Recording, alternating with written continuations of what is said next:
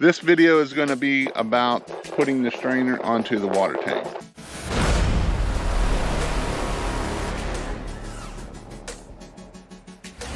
How do we keep trash and garbage from getting into our pressure washer? How do we keep stuff from going into the inlet of our pressure washer and messing up our pumps and causing our pressure washer to feel like a machine gun when it goes da da da da da da da da da? Well, how do we do that? We put a strainer in it. So I'm going to install this strainer here, right here, the Banjo strainer. This way, this will catch all of the garbage before it goes into the pump. Now, I have done other videos where I have also done it and catches the crap from going in from our hose reel into our tank, and we can do that. But in all honesty, if we have this strainer here, this here can save us a lot of money. This strainer here costs about 40 bucks. Time you figure all the fittings and everything, and it's well worth that. If you have problems, what happens is even us drilling into our tank could leave just a little bitty piece of plastic, which will get down into our little check valves down into the pump, and that is an issue. So in this video, I'm going to install this here on that there. I've actually lifted the pump up. I was gonna do a barb fitting and put this in the middle of the hose, but the problem of it is I don't have enough space between my bottom of my tank and the inlet of my pressure washer. So I'm kind of on a space issue. So by me doing a short nipple and screwing this into the tank, that's going to keep me a little bit more room to get that hose up to that pressure washer. Let's get started with this and get it done. The first thing is, obviously, I already put it on here. We blue gooed it on here. I'm gonna go over here to Mr. DJ and steal some more blue goo. He gonna blue goo me up here because he likes lubing me up here, 2/3 of them, and we'll be good there with that. Now I'm gonna see if I can get in here without knocking my head. We're just gonna screw this in here like so and get this nice and tight. Obviously, we're dealing with plastic, so we don't want to be Hercules, because that can cause other issues. The one thing that we do want to do, you can see that I have an arrow right here. So obviously the water flow is going that way. So we want to make sure that it is right there also. I'm going to tighten this up. Again, I'm not going to get too crazy Hercules on it. I want it tight, but I don't need it extremely tight. Now I'm going to go ahead and hold that.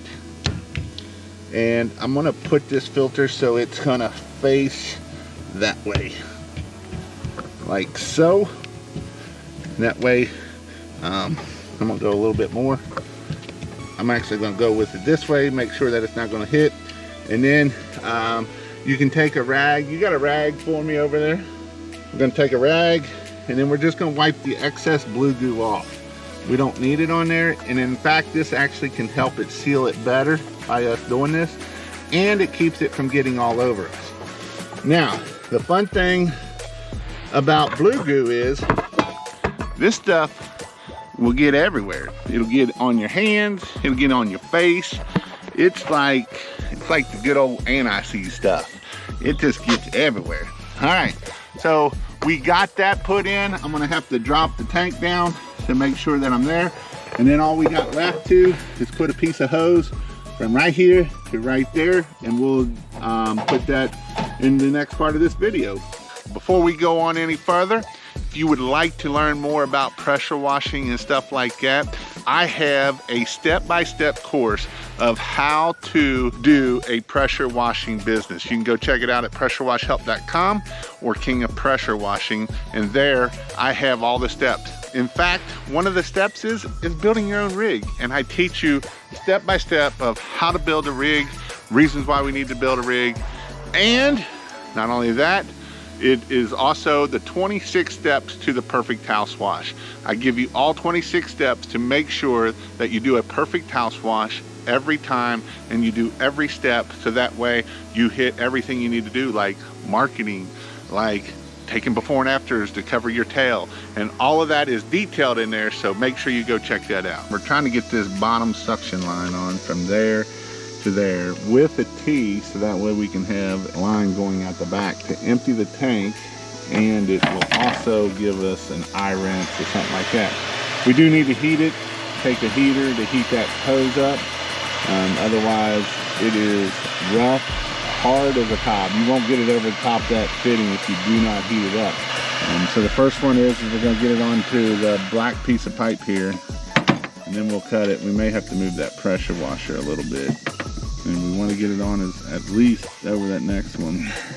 That's why you don't want to get it too hot. I do like using a socket on that, and I'll probably still use a socket on it just to make sure that it's going to work. I'll give you a little extra if you need it too when you cut that. Not much, but I think we'll be all right. Yeah, right there. Get the nice straight cut. There's one, my bigger hose clamp. Do we need the small one for something else? No, other than the joke valve, that's all we need. We got enough of the smaller ones if you want two small ones. They might be too small. They're only 1 16 inches. That one already came out, didn't it? I think it got a big hole in the side of the bag anyway. Here. Put the other one on there. Heater on up there. And it burns you too. That plastic gets hot. Stick your tongue out, makes things do better too. Bends over, yeah. It's gonna be fine. We gotta move the pressure washer, you're gonna be able to get it. Work it. Did you cut it too short? Nope. So next thing is we'll put a T. You got the 1 inch nipple right there. We'll put a T into there, and then we'll run a hose down and around and out the back here. And what that's for is to either drain the tank, or if you get some crud in your eyes, get it on your leg, you can come get fresh water and get it out and get stuff cleaned up for you.